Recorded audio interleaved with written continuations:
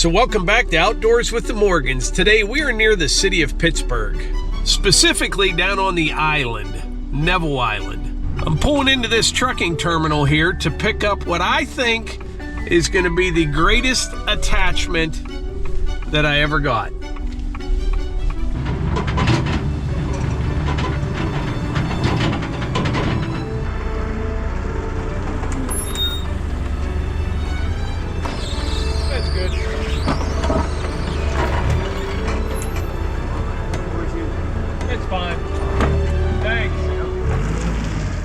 Check this out, Virnig X30 series XBC 42 brush cutter.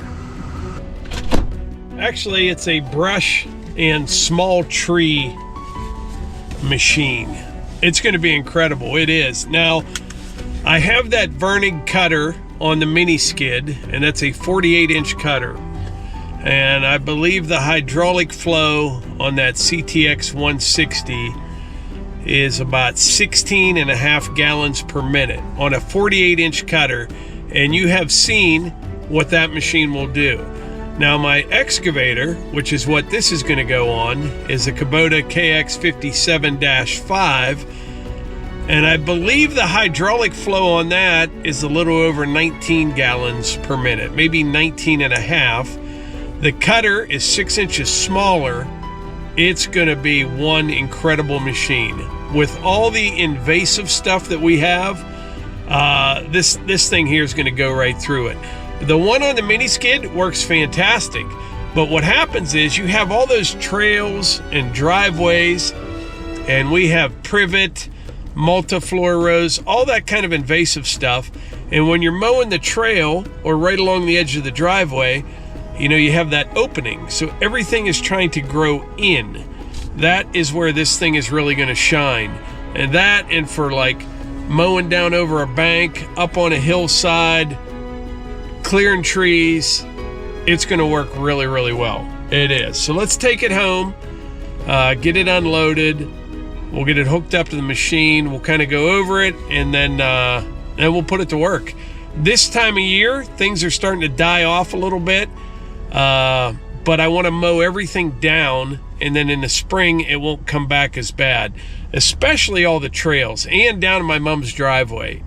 I mean, I will spend hours down there with like a pole saw just trying to cut that stuff down. We're going to clean everything up super nice with this attachment. Had to make a stop while I got the trailer on.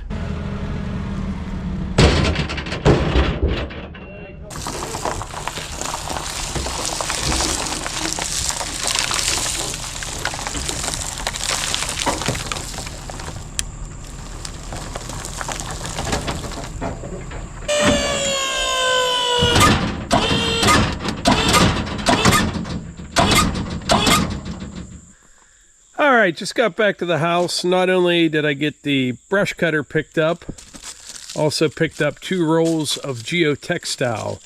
I'll use one roll over on the neighbor's driveway and the other roll for out at the clearing for the driveway to the new building.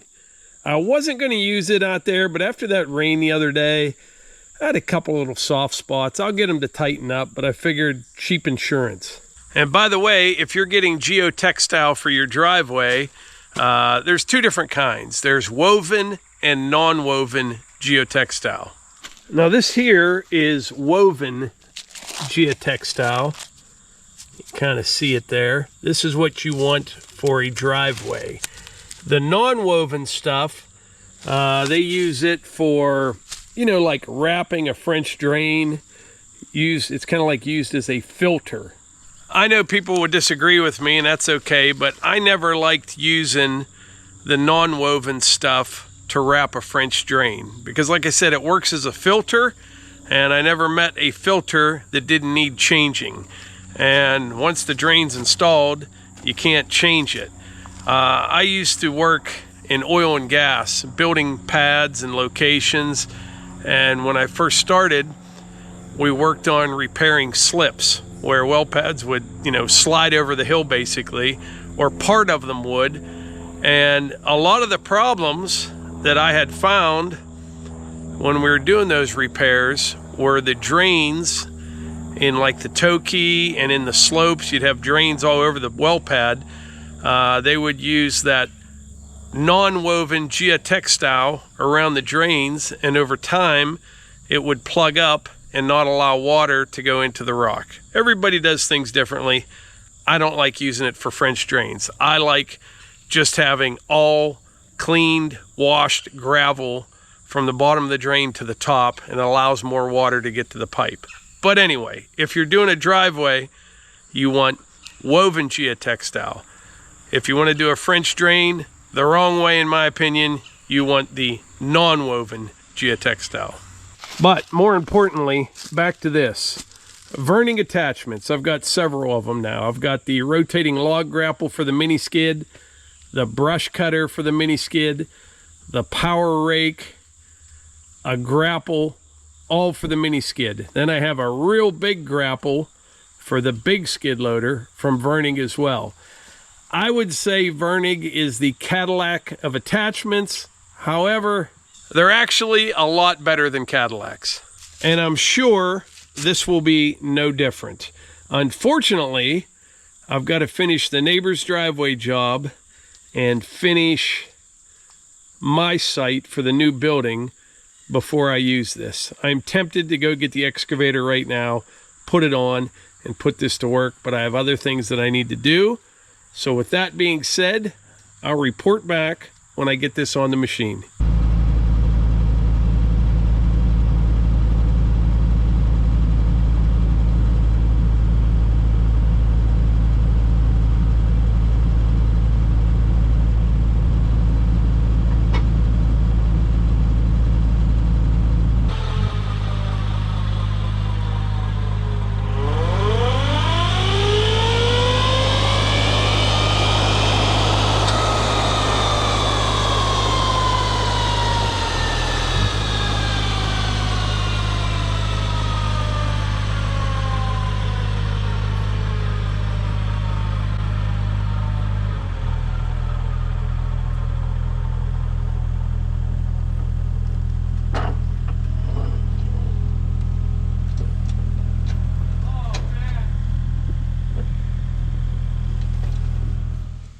So I'm going to be straight up with you. Normally, when it comes to equipment and attachments, I don't get real excited.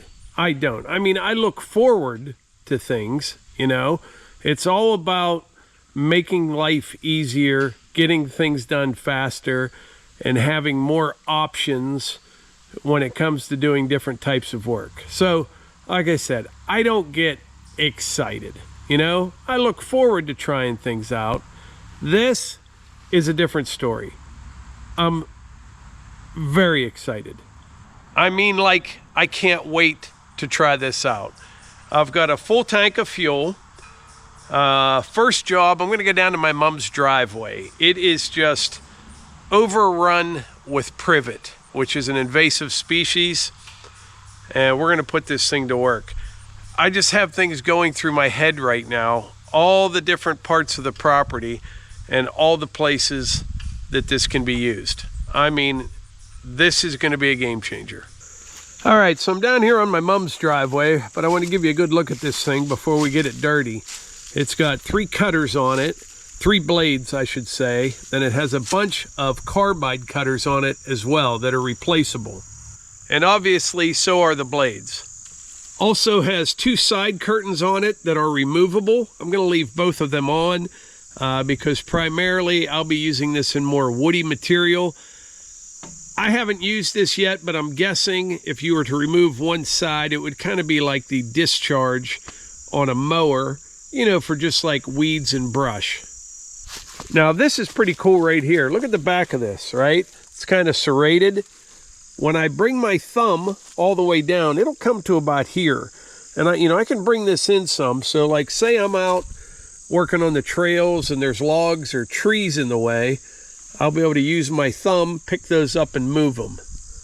Down here along this driveway, mostly cherry trees. Those are the taller trees. Most of them, the majority of them's cherry. And then all this stuff that's still green this time of year, that's all privet. That is an invasive that just takes over everything. I think privet comes from Asia, where most of the invasives come from, but it may even be in Europe as well. I'm not sure, but it's been here for a long time, and I'm gonna have it begging for mercy here in just a bit. We're gonna start off with just some grasses and weeds and brush till I get a little familiarized with it. A lot of this stuff is that Japanese stilt grass. You can see this time of year it starts to turn kind of a yellowish, purplish as it dies off for winter, and it'll come back strong next year as well. This stuff you can kind of mow with about anything. It's this privet that can be challenging because, you know, when you're mowing along the driveway, you can't get to the top of it, and it could be 15, 20 feet off the driveway, and it grows over this way. With this mower mounted on the excavator, I can just reach over there and just grind that stuff away to like nothing. But I'm tired of talking. I want to get started.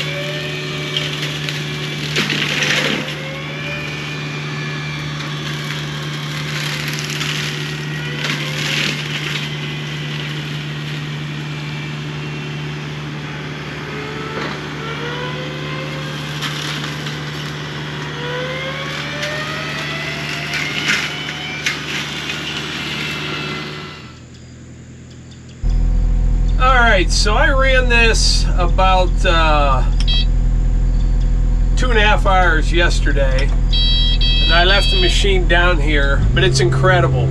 I'm starting to get onto it. The learning curve, it's not real steep.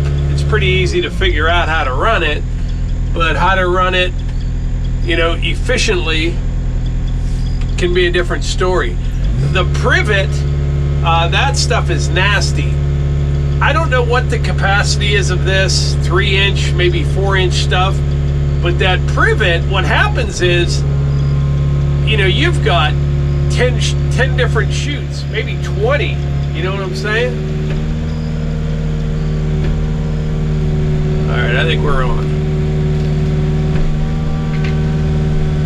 Oh, there we go.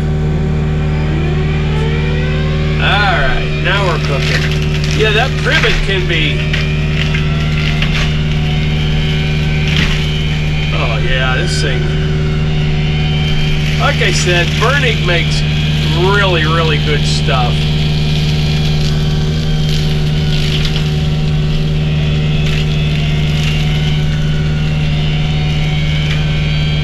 Get all this stuff. You can tell when I'm not as familiar with an attachment.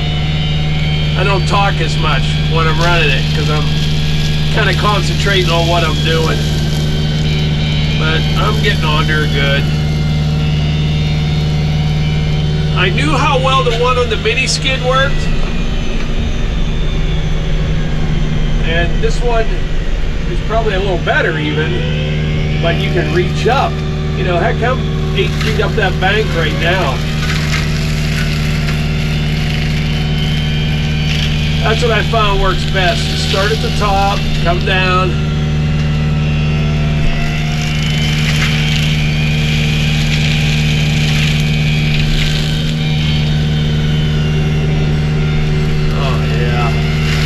What a great feeling.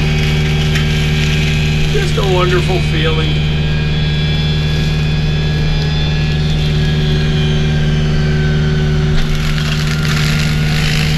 I can't wait to get out on the trails with this thing. And this is a great time of year to do this because things are dying off, but you know, all the stems are still there. So I can kind of see what I'm doing. And then, like, I get this heavy stuff out of here, I'll be able to fly through this stuff next summer. It won't be near as thick. I just cut the grass at home before I came down. Once again, so dusty, dry. I hadn't cut grass in 2 months. I think 2 months. Well, at least a month and a half, but probably 2 months. And in that time, we did have some rain last week, and the grass got a little bit green. But it was a mess. Got everything shaped up, though.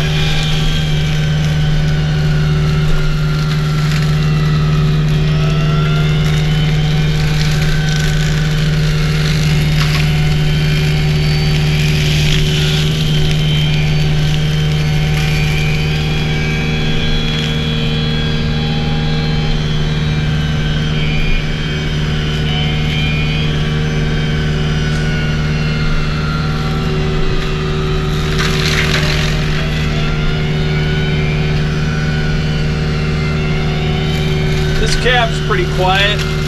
I can hear, you know, you can hear it a little bit, but probably much louder outside.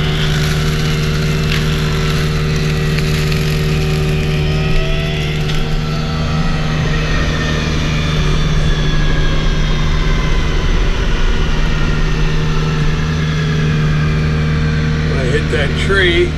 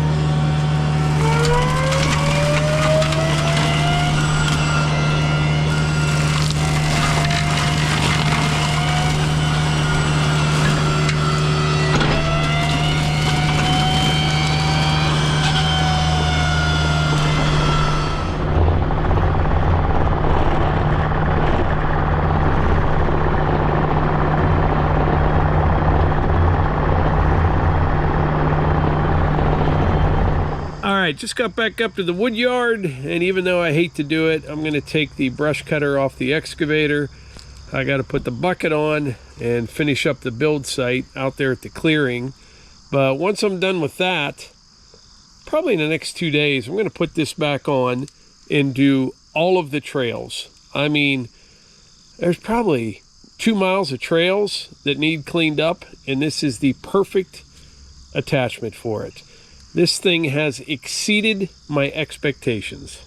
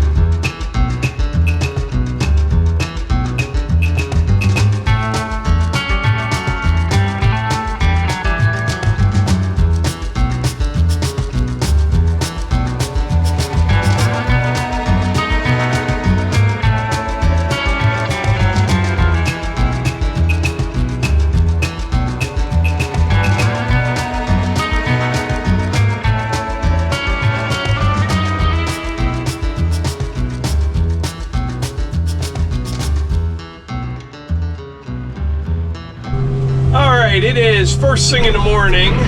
I am mining some shale here.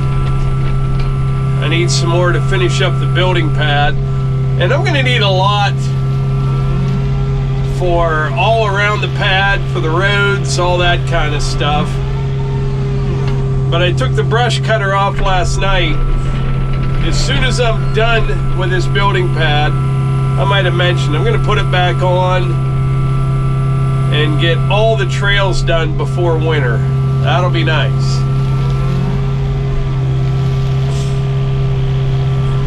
What I'm doing here is I'm just kind of opening up a pit. This one's not going to be near as big as the other one was, but I'm digging this way, and as soon as I get it opened up a little bit, I'll turn and go the other direction, and my pile will be out in here, out in front. I need to finish backfilling that old one. Need the skid loader out here. Today's gonna be a long day, I'm telling you right now. It started off that way. We have a birthday party tonight, which will be fun for grandson Ty.